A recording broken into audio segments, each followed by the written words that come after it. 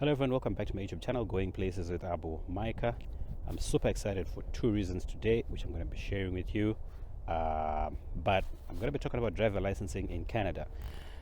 I'm going to be talking about how to get your your license as a newcomer and as someone who has never driven anywhere before, and also how to get a driver's license when you have a license already from another country. Okay, so I'm going to be talking about that and how much it costs and the steps that you have to go through. So do stay tuned.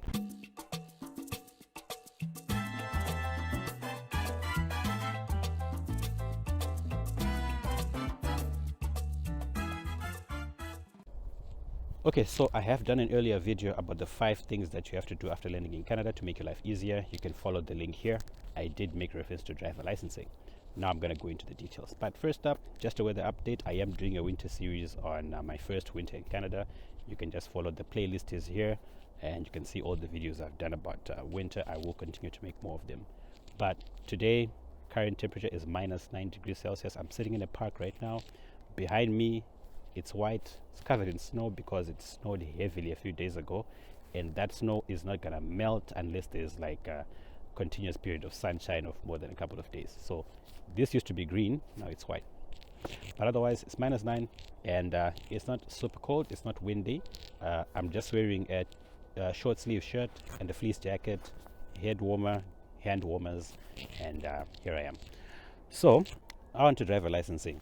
Now, if you've never driven anywhere before and you want to get a driver's license in Canada, you have to know that driver's licenses in Canada are issued by provinces. I mentioned this in the earlier video. Driver's licenses are not issued by the federal government. So there's no Canadian driver's license. There's an Alberta driving license. There's a British Columbia driver's license. There's Quebec driver's license. Okay.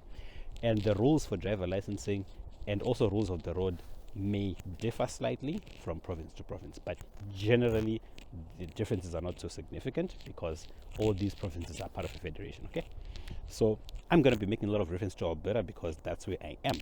Okay, but don't expect too many differences when you go to other provinces. Now, as a first timer, you've never driven before, you're a newcomer to Canada, what you have to do first is you have to pass a knowledge test which shows that you are familiar with the rules of driving and driver licensing in Canada or in the province that you are learning how to drive. So if you are in Ontario, don't download the Alberta driver's guide. Okay, download the driver's guide of the province in which you will be living. Familiarize yourself with the rules of the road and with driver regulations. Then you have to go for a knowledge test. In most provinces, you don't have to book an appointment for that. It's a walk-in service. You walk in and you just show proof of status and identification, and then you pay the knowledge test fee. In Alberta, it's $17. Okay, 17 Canadian dollars, which is not much.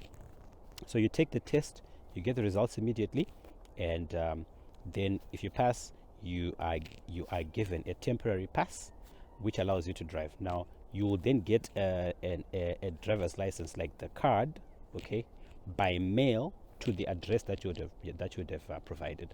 So you also need proof that you are living in that province, or that you intend to live in that province for like 6 months, 12 months, or something like that. Because like I said, it's a provincial issue. So once you get that learner's license, okay, now I'm not going to bug you with details about the vehicle classes, class 1, class 2, class 3. I'm sure none of you are really interested in that, but if you do want me to go into the specifics, I can do that in another video. But for the most part, I'm just going to talk about what the average person just wants. You just want to drive your car to move around. Okay, so you get a class 7 learner's license. Now you cannot take a road test, right, before 1 year if you have a learner's license. So you have to hold that learner's license for 1 full year before you can book any road test. Okay, now after that you can get what is called a probationary license. In Ontario, they call it a G1. They call it a G2, I think, right? I'm not sure. I've forgotten. But in Alberta, they call it a GDL, okay? So, but basically, you take what is called a basic road test. They don't test a lot of skills. They just test how good you are at controlling a vehicle, obeying road signs, and how confident you are driving on your own, okay?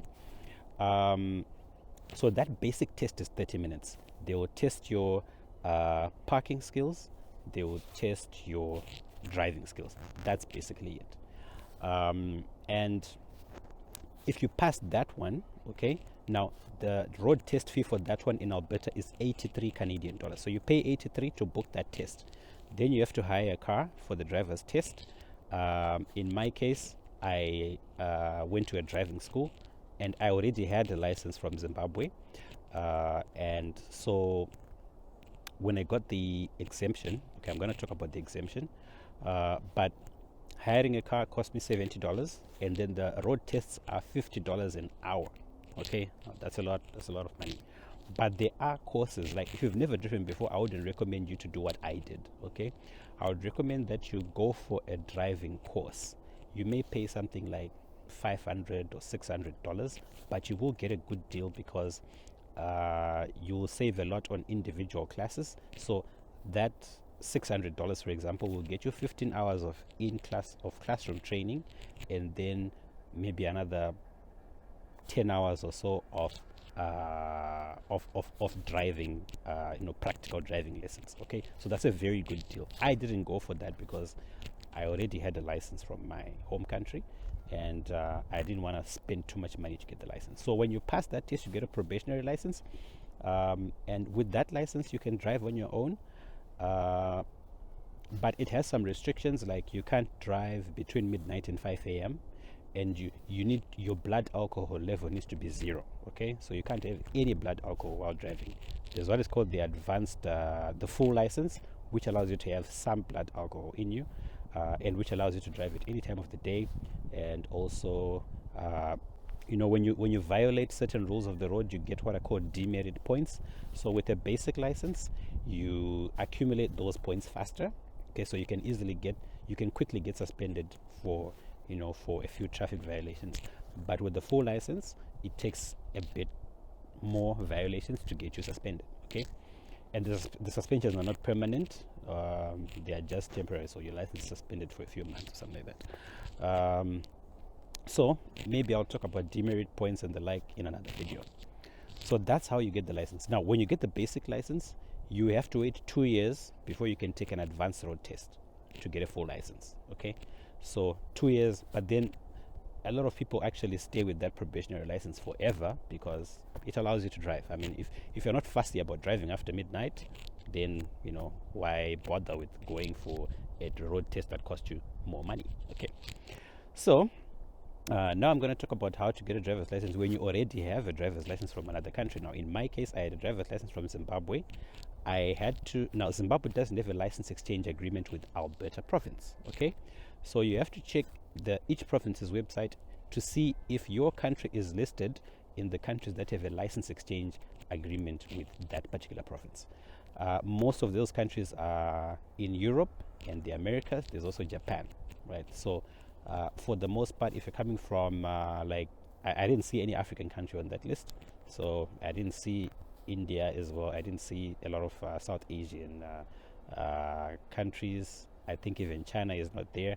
So if you do have a driver's license from a country that does have an exchange program, like UK, if you have a UK driver's license, if you have a Japanese driving license, if you have an American driver's license and you come here, you can just exchange it for a Canadian license. No need to even take a test. Okay, but if you do have a license but from a country that does not have a license exchange agreement, then what you have to do is, when you take the knowledge test, okay, and you pass it, you have to surrender that license, right?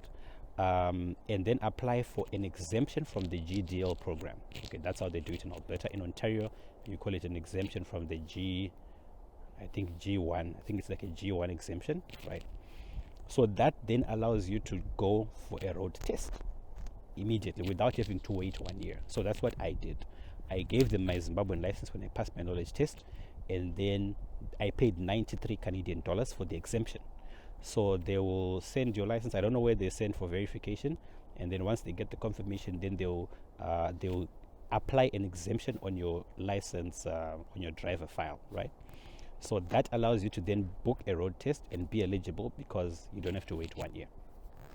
So when I got the exemption, I booked a basic road test, right? I could have gone for the advanced one because I was exempt for both. Okay, so there was no need to get a driver's abstract or anything. In some cases they might ask for it, in some cases they won't. The driver's abstract, from my understanding, it helps you with insurance costs. But yeah, so I applied for the exemption, $93. Then I booked a basic road test for $83.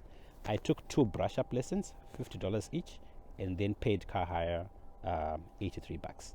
And then I went for my road test. That was in August. I failed that one because, well, I turned right at an intersection without stopping. Okay, I'll talk a little bit about driving in Canada once I actually start driving.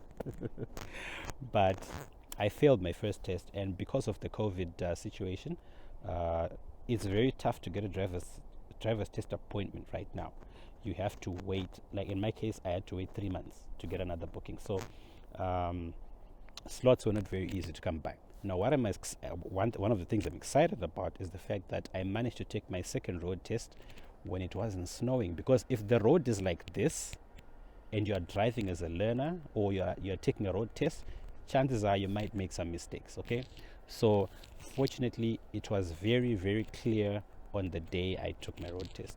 So finally I passed on my second attempt, and when you pass the road test, then you get a you have to pay. I had to pay $28 for them to issue my driver's license. So I got a temporary pass, which allows me to drive. So I need that pass and an ID, so like my PR card, for example. So with that I can drive, but they will mail the physical, like, card license to my address, probably like within 7 to 14 days. So I'm just waiting for that, and then probably, we'll start doing some car shopping around.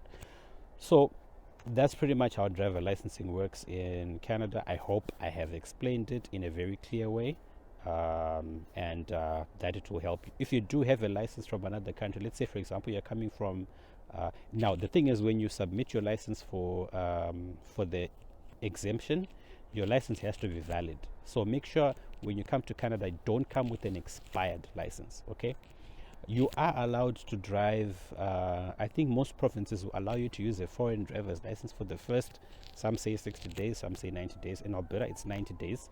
So after landing here, we did hire a car to move around because we were looking for apartments, we were looking for accommodation. So we wanted to just see the place, go around, and familiarize ourselves with the area, because it's important. I will talk about looking for accommodation in Canada. Don't just look at a place and say, okay, I'll live here, but also look around, go around, see what other services are around, schools, how easy is it to move around. Sometimes you'll find in some places they call them hobos. I'll talk about that sometime.